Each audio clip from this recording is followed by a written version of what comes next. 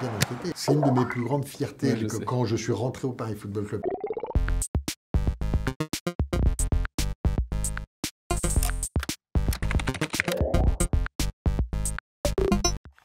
Le troisième homme, effectivement, j'en ai beaucoup parlé quand on me demande un petit peu comment est né mon envie de faire du cinéma. Moi, je viens pas du tout d'un milieu où on faisait du cinéma. Je suis pas fils de réalisateur ou fils d'acteur, etc. Donc, quand vous n'êtes pas fils d'acteur ou fils de réalisateur, le cinéma, enfant, ça vous semble être juste une autre planète, quoi. C'est l'Olympe, en fait, donc inaccessible. Les Enfants du Paradis et Le Troisième Homme, et les Belmondo, et les films Spaghetti, tout ça, ce sont des films qui m'ont fait aimer le cinéma. Mais il y a dans Le Troisième Homme un truc dont je me souviens assez bien, qui est d'avoir compris qu'à travers des images très construites, qui ressemblaient presque à de la peinture, on pouvait raconter des choses. Et je crois que j'ai compris avec Les Enfants du Paradis qu'il y avait quelqu'un derrière le film qui tirait les ficelles, quelqu'un qui racontait une histoire. Et avec Le Troisième Homme, oui, je ne sais pas si j'ai compris ou quelque chose m'a un peu choqué, en tous les cas, de se dire on peut raconter à travers une image. Une image peut vouloir dire quelque chose. Une image avec de la musique, elle peut évoquer, elle peut raconter, elle peut dire quelque chose. Donc, un film très important pour moi, ouais, qui a longtemps été mon film préféré. Ouais.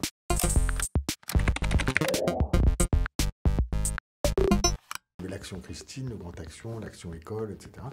Et c'était une chaîne de cinéma d'arrêt et d'essai. Alors, le Max Linder, c'était à l'époque, quand moi j'étais petit, il passait le mercredi après-midi et peut-être le dimanche après-midi des films muets. Donc mon grand-père nous emmenait avec mon frère et on allait voir les Chaplin, les Buster Keaton, les Laurel et Hardy, etc. Et effectivement, moi j'avais une espèce de passion pour Buster Keaton. Buster Keaton me faisait énormément rire. Depuis que je le revois, je trouve à la fois très drôle, mais c'est pas un rire qui s'exprime, je me tape pas sur les cuisses. Par contre, je trouve ça extrêmement beau. Je trouve ça très, très, très beau.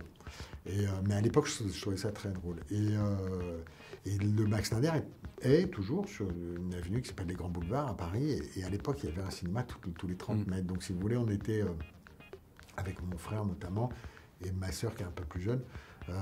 On était entre les grands boulevards où il y avait tout le cinéma populaire, je vous dis, les Pierre Richard, les Belmondo, tous les Western Spaghetti, et pas que les meilleurs.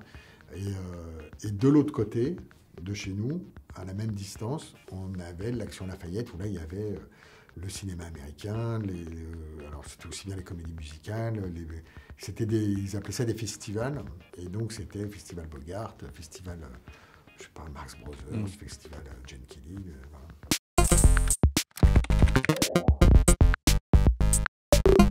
J'avais bien enquêté. J'étais dans une. En fait, comme je dessinais, j'ai fait. Et que mes parents voulaient quand même que je fasse des études, j'ai fait une école d'art. Et dans cette école d'art, j'ai effectivement. Ça devait être peut-être en 85 ou un truc comme ça, 86, je sais pas, par là. Il y a une grande exposition sur les situationnistes. Et donc là, j'ai un peu pris pas une claque, mais comment dire. J'ai adoré les situationnistes, donc emmener un groupe artistico-politique qui faisait un peu des interventions, etc. Et dont l'idée était justement de créer des situations de vie voilà, qui changeaient un peu la perception du monde. Notamment René Viennet, qui a détourné des films existants et qui a fait donc les premiers films de détournement. La dialectique peut-elle casser des briques et Les petites culottes en été. Par exemple, le film de karaté, c'est vraiment les technocrates contre les bureaucrates, etc. Mais bon, il cite Bakounine, Lautréamont et Marx, quoi. Donc voilà, très drôle.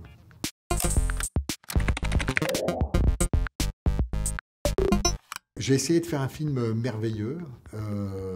C'est vraiment le mot que j'ai essayé le cap que j'ai essayé de garder. C'est un film qui parle de plusieurs choses, qui parle de la difficulté pour un père de voir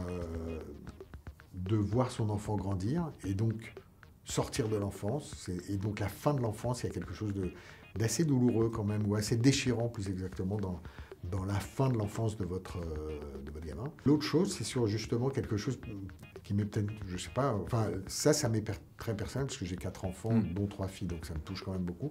Mais ça touche tout le monde et quelque chose peut-être qui touche un peu moins de monde, je ne sais pas, mais qui est la nécessité et la beauté de raconter des histoires. Et c'est vrai que je me rends compte à quel point je suis heureux que mon métier soit justement celui de raconter des histoires. Et je me suis beaucoup reconnu, disons, il y a une ligne de narration qui me plaît énormément dans ce film qui parle de ça, aussi futile et dérisoire que cela puisse paraître, le fait de raconter des histoires, c'est aussi indispensable. Et on a tous besoin de croire. On a besoin de croire à quelque chose et les histoires nous permettent ça. Les histoires racontent le monde dans lequel on vit et on en a besoin.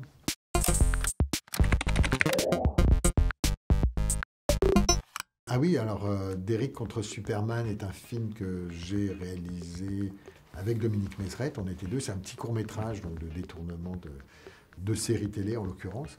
Et le père de Bérénice a fait un film, si je ne m'abuse, qui s'appelle Toute la famille réunie le soir de Thanksgiving. Ouais. En attendant Superman.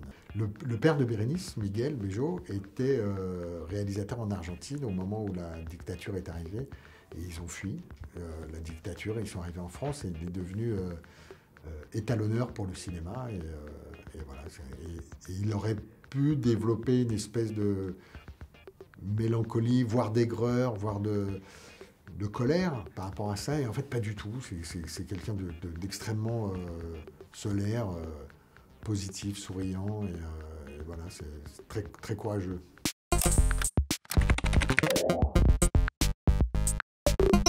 Je jouais au Paris Football Club quand j'étais gamin. C'est une de mes plus grandes fiertés quand je suis rentré au Paris Football Club, parce que j'ai été voir un copain jouer, qui était Gaulle. Il manquait un joueur. Et en fait, moi, j'étais en kicker, ce jean et tout ça. Donc, c'était en 76, 77, un truc comme ça. Et ils m'ont demandé de jouer. Donc, je suis rentré avec un truc trop grand. J'ai joué au kickers et j'ai mis genre 7 buts, quoi. À mon copain en plus. Et le père de mon pote qui était... l'entraîneur voulait absolument que je signe et tout, donc je suis rentré au Paris Football Club et j'ai joué en équipe 3, 2, 1, et on a fait pas mal de matchs internationaux, dont un match beaucoup de matchs, quelques matchs internationaux, dont un match contre effectivement le Barça. Et eux, là, ils nous ont mis, je sais plus, 5-1, 6-1, un truc comme ça, enfin, genre une grosse valise. Et mon grand-père était venu me voir jouer juste ce jour-là. Et j'avais la honte, on se prenait des petits ponts, des grands ponts et tout, on n'a rien vu, ils étaient tout petits les gars. On s'est fait taper très méchamment ce jour-là. Mais avec le Paris Football Club, on a quand même gagné la Coupe de Paris. Ouais. Pas de France, la Coupe de Paris. On revient à une des premières questions sur l'école d'art, où je faisais également effectivement du détournement, et j'avais fait beaucoup de détournements d'images Mais vous avez retrouvé la bonne... Ouais, je me suis douté que c'était celle-là. C'était celle-là, ouais. Mais c'est marrant parce que dans mon souvenir, on le voyait plus, plus tendu, mais je crois que c'était celle-là, ouais. Mais en fait, j'avais fait un petit peu mieux que ça, c'est-à-dire que j'avais fait un autocollant noir avec la même typo. En fait, j'avais repris le E et le R de Allé Chirac. Et donc, parce qu'à l'époque, c'était très basique, hein, on faisait avec des photocopies, des trucs comme ça. Et donc, j'avais cet autocollant qui venait juste sur le rack et ça donnait effectivement Allé Chier à la place d'Allé Chirac, quoi. Merci beaucoup. Merci à vous.